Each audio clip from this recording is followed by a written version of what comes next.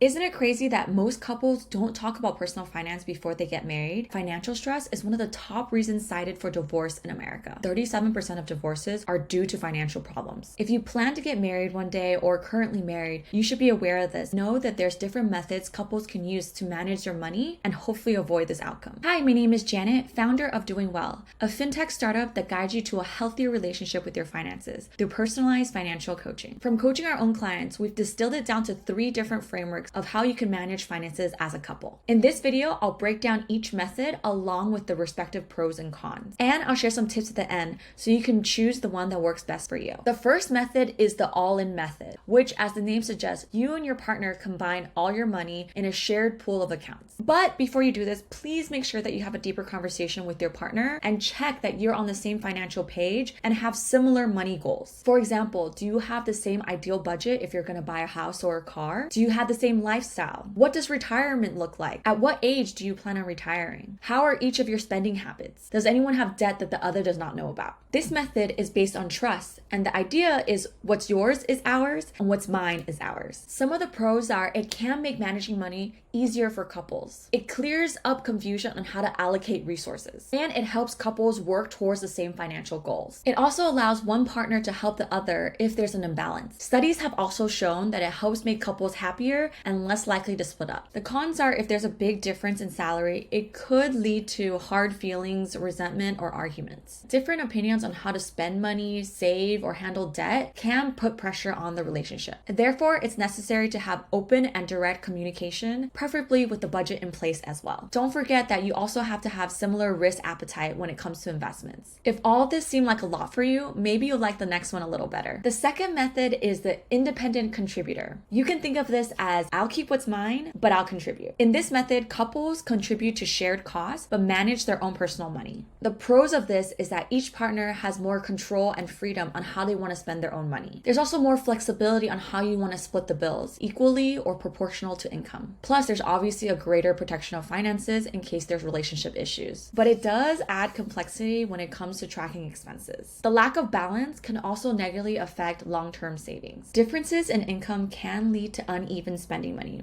potentially building resentment over time. Therefore, this style may be better for newer couples because it does get trickier as more financial duties come into play, especially if you throw children into the mix. Choosing this method does not mean that you don't trust each other in a relationship. However, if you're seeing yourself having different goals for career, investments, retirements, maybe this is the best method for you. But there are so many different types of relationships out there, and more often than not, it's not a black and white situation. That's where the third method comes in. Now we have the hybrid model, in which you have joint accounts for shared expenses and individual accounts for personal expenses. A combined income makes tracking budgeting and spending much easier. The differences in income also become less of an issue. It's also easier to manage debts and expenses for shared financial goals. Equal but separate allowances also promotes individual independence, and it also comes in handy when you're trying to buy a gift for your partner. Potential cons are partners have to juggle both personal and joint accounts. And there could be tensions that arise about the remaining money after the financial obligations are covered. If you're the higher earner, equal allowances may seem restrictive for some partners. Choosing to do it this way tends to be more complicated than the all-in or the independent contributor method. You need to agree on how much to allocate to each account and which expenses should be considered shared or individual. This flexibility can make things easier for couples in the long run, especially once you figure out a system that works well for you. So which method are you going to use? Don't forget to follow the 3 C's. Number 1, communicate.